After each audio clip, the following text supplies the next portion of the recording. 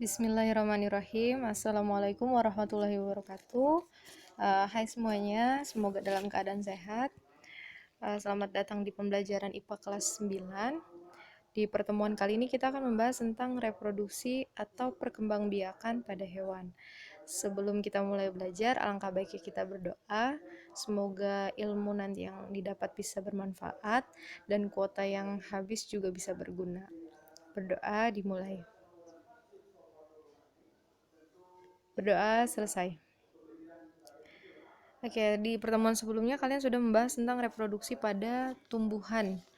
Hampir sama dengan tumbuhan, hewan juga dibagi menjadi dua jenis reproduksinya, namanya vegetatif dan generatif juga, di mana vegetatif itu disebut juga aseksual atau tak kawin, jadi dia bisa menghasilkan individu baru atau anak, tapi dengan cara tidak kawin. Nah, sedangkan kalau generatif adalah seksual atau dengan kawin. Kayak manusia itu harus kawin baru bisa menghasilkan individu baru atau anak. Nah, sekarang kita bahas satu-satu reproduksi vegetatif dulu. Apa tadi vegetatif? Reproduksi tidak kawin. Caranya yang pertama ada membelah diri. Jadi membelah diri ini hanya terjadi pada protozoa, yaitu hewan yang bersel satu. Misalnya amoeba, paramecium, dan eglena. Ini contohnya. Jadi hewan-hewan ini adalah hewan yang tidak bisa kita lihat dengan mata langsung, melainkan kita butuh mikroskop untuk melihatnya. Karena memang bentuknya mikroskopik. Biasanya hewan-hewan ini kita temukan di danau, di air kali, di air keran di rumah juga biasanya ada. Kalau kita amati di bawah mikroskop, biasanya banyak yang bergerak. Nah, itu adalah jenis dari amoeba, paramecium, dan eglena. Membelah dirinya bagaimana dia? Contohnya nih, ini ada skema dari amoeba. Jadi si inti selnya itu mulai membelah, kemudian ketika sudah membelah maka diikuti dengan badan selnya secara keseluruhan, kemudian dia terpisah menjadi dua individu baru. Jadi dari satu bisa menjadi dua. Nah, kalau misalnya pada saat lingkungan yang nggak mendukung, maka si amoeba ini akan membentuk kista. Jadi kistanya ini akan melindungi si amoeba. Nanti kalau misalnya lingkungannya sudah mendukung atau membaik, maka si dinding kistanya ini akan pecah. Kemudian baru keluarlah si amoeba-amoeba yang baru. Cara yang kedua adalah dengan cara fragmentasi. Fragmen itu artinya bagian, di mana individu berasal dari potongan tubuh induknya. Misalnya planaria atau cacing. Ini juga cacing yang sangat kecil, nggak bisa kita lihat dengan mata langsung ya. Gimana cara fragmentasi? Jadi fragmentasi itu tinggal dipotong, dia bisa memotong sendiri atau butuh bantuan manusia. Jadi misalnya ini ada cacing planaria, kita potong menjadi 3, maka dia nanti akan jadi individu baru sebanyak 3. Nah, jadi masing-masing potongan itu akan membentuk individu baru. Nah, hewan-hewan inilah yang disebut dengan hewan-hewan dengan kemampuan regenerasi yang tinggi, di mana hanya dengan bagian tubuhnya saja sudah bisa membentuk keseluruhan tubuh barunya. Cara yang ketiga namanya adalah pembentukan tunas. Jadi nggak cuma pisang sama bambu yang membentuk tunas, ternyata hewan juga ada, di mana individu barunya itu berasal dari bagian tubuh induk yang terlepas, kemudian tumbuh. Misalnya hydra, ubur-ubur, obelia. Nah, ini contoh dari apayo. Ini contoh dari ubur-ubur. Nah, ubur-ubur itu dia juga membentuk tunas. Jadi ubur-ubur ini nanti kalau misalnya ubur-ubur dewasa, sel telur sama sel spermanya bertemu, telurnya itu kemudian mengalami pembuahan, kemudian tumbuh menjadi pelandula. Nah, itu yang gambar di bawah itu bukan pohon ya. Itu yang bentuknya kayak pohon itu skifistoma. Nanti kalau bagian atasnya sudah matang, dia akan melepas atau eviranya akan melepas dengan sendirinya. Kemudian akan hidup bebas menjadi ubur-ubur baru dan begitu seterusnya. Nah, itu adalah perkembangbiakan vegetatif. Sekarang kita bahas reproduksi generatif, di mana berkembangbiakan dengan cara kawin. Kita bagi dulu menjadi dua. Apakah dia hewan avertebrata atau dia hewan vertebrata?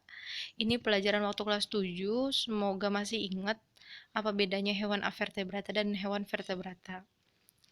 Kalau misalnya nggak ingat, oke, di sini hewan avertebrata itu hewan yang tidak bertulang belakang.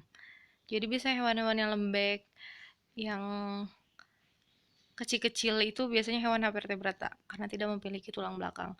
Nah, kalau hewan vertebrata itu adalah hewan yang bertulang belakang. Biasanya badannya udah kokoh, kuat, punya ruas-ruas tulang belakang, punya tulang iga. Itu namanya hewan vertebrata. Sekarang kita bahas si reproduksi generatif hewan avertebratanya dulu. Hewan avertebrata berarti yang nggak punya tulang belakang, hewan-hewan lembek. Dia cara kawinnya gimana? Yang pertama hewan protozoa. Ini contoh paramecium, kita bisa temukannya di dalam air.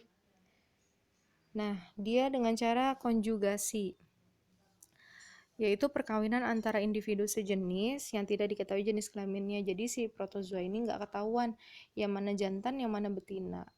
Tapi dia bisa saling bertukar material genetik atau sperma dan ovumnya, sehingga bisa menghasilkan individu baru.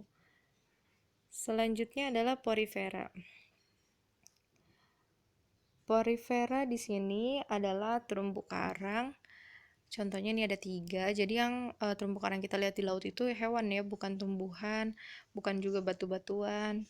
Nah, hewan ini dia bersifat hermafrodit atau kelaminnya ganda. Jadi dia punya kelamin jantan, juga punya kelamin betina dalam satu tubuh. Tapi dia tidak bisa kawin dengan sendirinya. Dia tetap butuh individu lain untuk bisa menghasilkan anak. Nah, selanjutnya hewan solenterata atau hewan berongga, contohnya anemon laut, hydra, ubur-ubur. Jadi ubur-ubur selain dengan pembentukan tunas juga bisa dengan cara kawin. Nah, biasanya hewannya ini juga kelaminnya ganda, punya individu jantan, punya kelamin jantan, punya kelamin betina. Nah, contoh yang lain adalah kelompok vermes atau cacing. Cacing juga dia hermafrodit. Nah, yang tadi saya bilang, hewan hermafrodit itu tetap membutuhkan individu lain untuk bisa menghasilkan anak atau individu baru. Kenapa? Karena dalam satu individu, kelamin jantan dan kelamin betinanya belum tentu menghasilkan sperma dan sel telur secara bersamaan. Jadi tetap butuh individu lain. Contohnya ini ya, vermes. Si cacing tanah ini dia punya kelamin ganda sebenarnya, dia punya sel telur sendiri, sel sperma sendiri. Kenapa nggak ngelipet aja jadi 2, kawin sendiri gitu? Ternyata tidak bisa, dia butuh individu lain untuk bisa saling bertukar sel telur dan sel sperma. Selanjutnya ada si arthropoda atau kelas hewan berbuku-buku. Ada kepiting, ada udang. Nah, terus ada juga belalang, itu juga termasuk arthropoda. Sifatnya beda. Kalau dia bersifatnya gonor-koristik atau alat reproduksi jantan dan betina terpisah pada 2 individu. Jadi sudah bisa dibedakan mana hewan jantan, mana hewan betina, udang jantan, udang betina, kepiting jantan, kepiting betina. Nah, jadi kawinnya juga sudah jelas. Dia pasti antara jantan dengan betinanya.